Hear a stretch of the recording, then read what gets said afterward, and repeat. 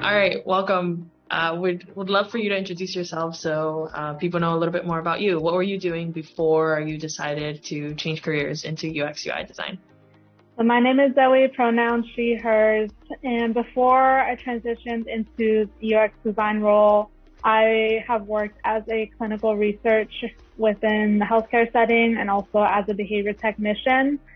So my background's primarily in healthcare.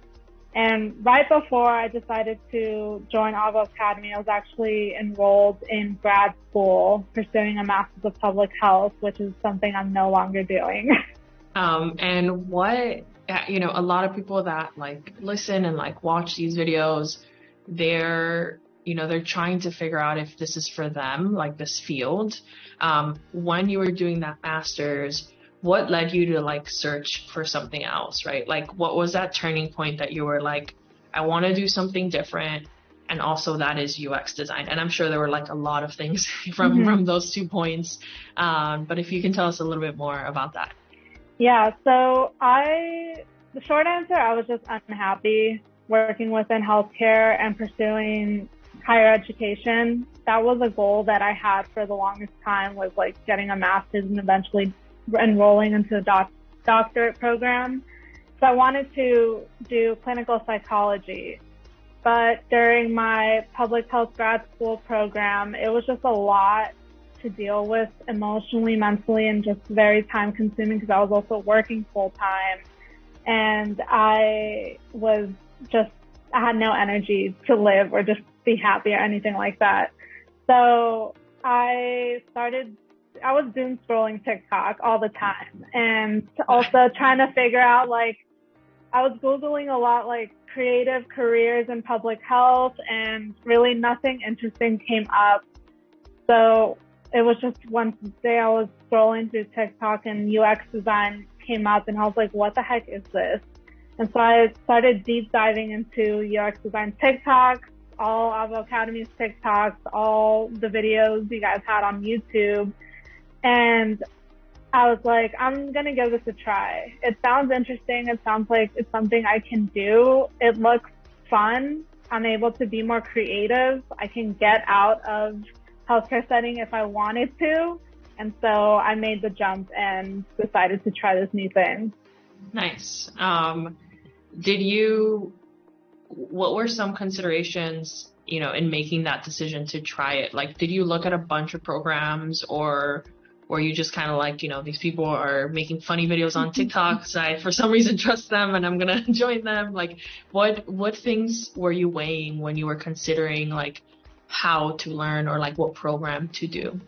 I was definitely looking at credibility. So Avocademy, it sounded kind of sus at the beginning because I was like, what kind of name is Avocademy? Like, is this a joke? Is this like, are they like going to try and scam me?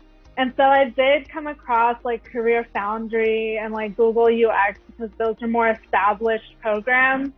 But ultimately, once I found really feedback from students who completed the program and were able to successfully transition, I didn't find many of those videos from other programs. And from what I heard about students who graduated Avocademy, I was like, these people they had relatable backgrounds.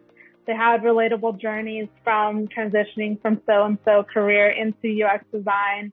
And so that relatability really made Avocademy attractive. And also it seems, from just watching you and your videos and how you spoke about the program and your goals, I was like, Maka is no BS. She's not going to scam me. Like, she really wants her students to thrive. And so it was building that element of trust through watching her videos. And then once I was getting closer to making a decision to commit to Avocademy, like texted you guys, I don't know who I was talking to, someone in the Avo staff, just asking some questions about, the last few things that I wanted a little bit more details about. And then I decided to enroll. Nice. It's funny you mentioned the name because very briefly we were going to call this Taco Academy, which I feel like would have been even worse. Oh my gosh. But yeah, my partner at the time was like, they're going to think you're teaching people how to make tacos. And I was like, all right, we won't call it that.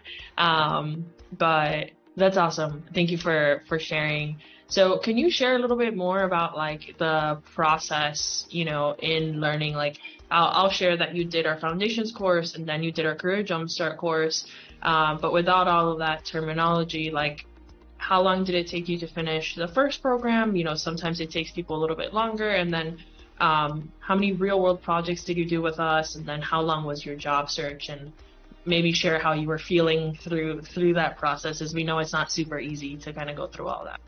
Sure. So with foundations, I remember starting that being super excited, and like the first few, I know things have changed within foundations since I started, but I remember the first few assignments were super easy and like took no time, and so like starting like module 3 and all that stuff, I started to fall behind because I underestimated how long it was going to take to complete the modules and the readings and the assignments. And with that, I was also still working full time and enrolled in grad school part time. So I was doing a lot.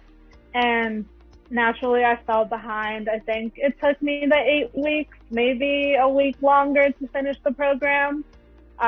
But during that time, I really utilized the mentors, and I recommend any students who are in the program, in the foundations program, especially to utilize the mentors as much as possible. I think once I got to the more like developing high fidelity frames and doing the prototyping and stuff like that, I was meeting with the mentors maybe I think every week, which I think is a lot. But yeah, it was, as far as the learning material, it was digestible. So I don't think it was too difficult to get a grasp on. Definitely a lot of practice, which is more why Career Jumpstart exists. But so you learn the foundations. It is exactly what the name of the program is Foundations of UX and UI. And I think that part of the program does a really good job at teaching and preparing you with a solid foundation in like the principles and all that stuff. So I fell behind and was pretty disheartened with how long it took me, because by the end you're so close to the certificate and like that's all you see, so you just want to run forward.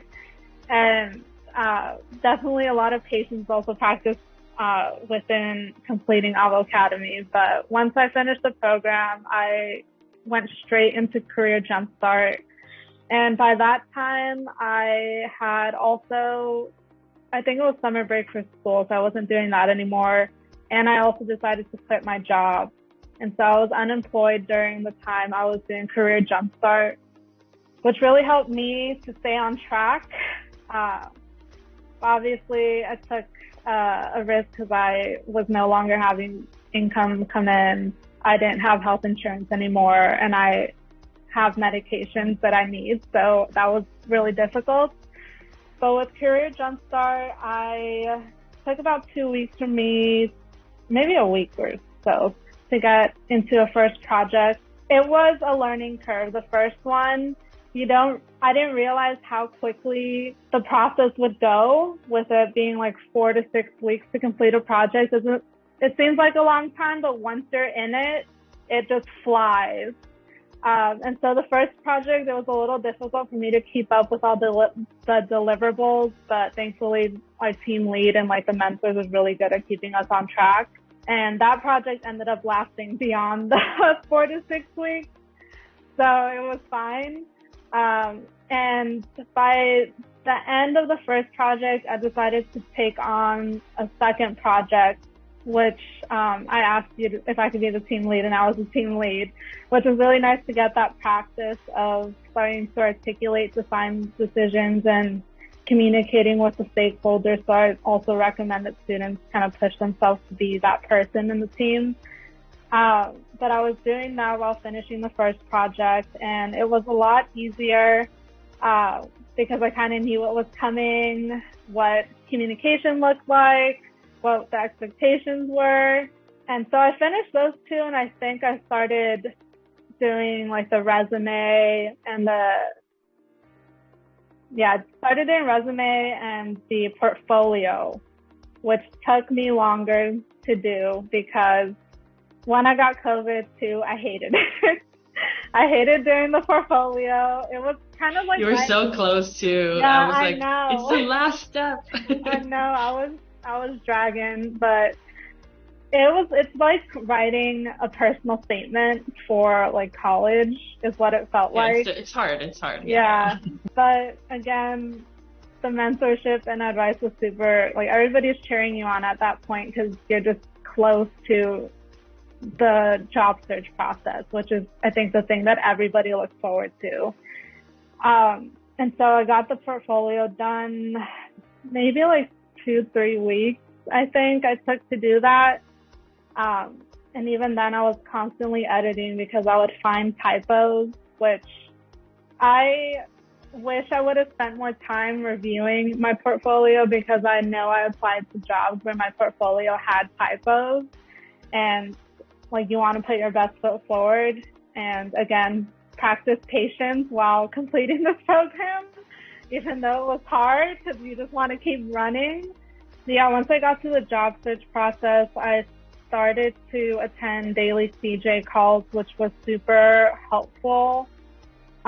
Just to meet other students, talk to you and get to know you more, and really see how, like when I first joined, I think a couple of students would like share their wins or like say I'm at the final part of an interview, and it's surreal once you get to that part where you're like, oh, I'm on the 3rd round, or like I got an offer.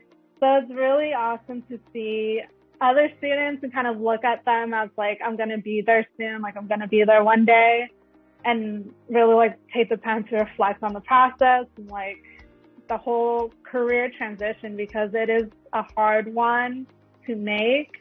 A lot of time and energy goes into it, but like once I got to the time when, you know, I was getting interviews and recruiter calls and I got my offer, I was like, it was worth it. It was worth taking that leap.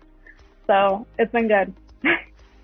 Yeah, that's awesome. Thank you for sharing. Now that you're, you've been working for about a month, right? I think we were talking before we started recording.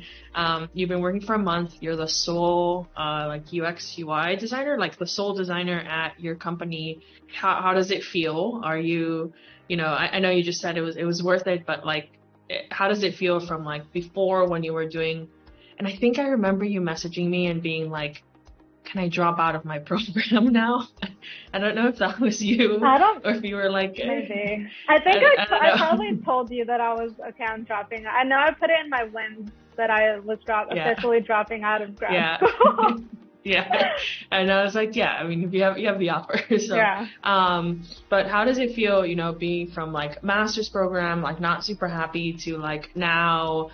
I'm assuming you're constantly learning. You're like, there's a lot that goes into that job, but like, how does that feel, especially like reflecting to, what was it, like less than a year ago, right, that you started this kind of change? Yeah, I will say I think about this every day. For the first time in my life, I have evenings free, because from the time I started college undergrad, I've always worked.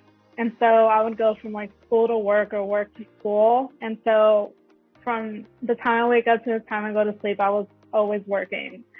And now that I don't have grad school, now that I have like a real world job that's a 9 to 5, I have time to enjoy my life, which is really awesome. I work from home, so I can do all the tedious tasks during the day.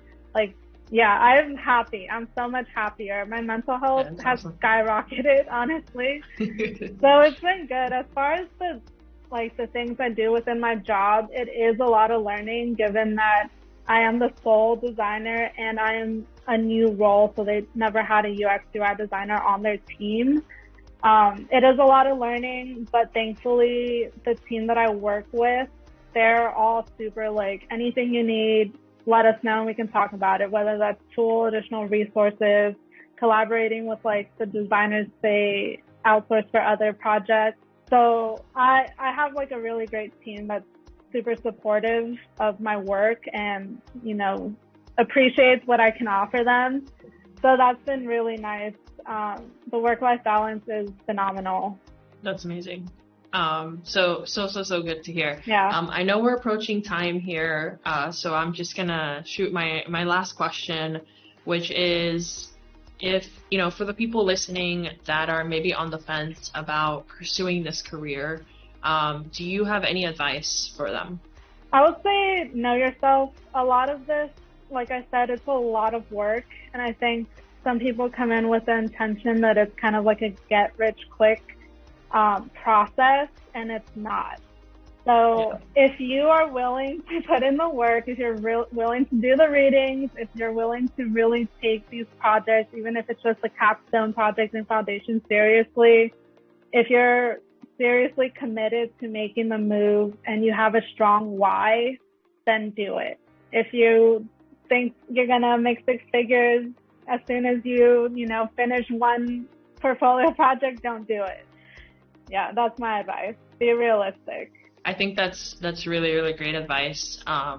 We're starting to put out so much more content around, like, this is not easy, but the hard work is definitely worth it, right? Yeah. And I think you said it yourself, like, it's a ton of work. It's like, setting aside time to do this stuff, right? Mm-hmm. While you're in school, while you're working. And once you put in that hard work, it's definitely worth it, but it's not easy, right? And mm-hmm. I think somebody who thinks it's just like a quick way to make six figures, it's probably not for them if they're not willing to put in the hard work. Mm-hmm. So I love that was your piece of advice. But anyways, thank you so much for joining us today. Really appreciate you sharing your story. Thanks, Maka. Alrighty. Bye. Bye.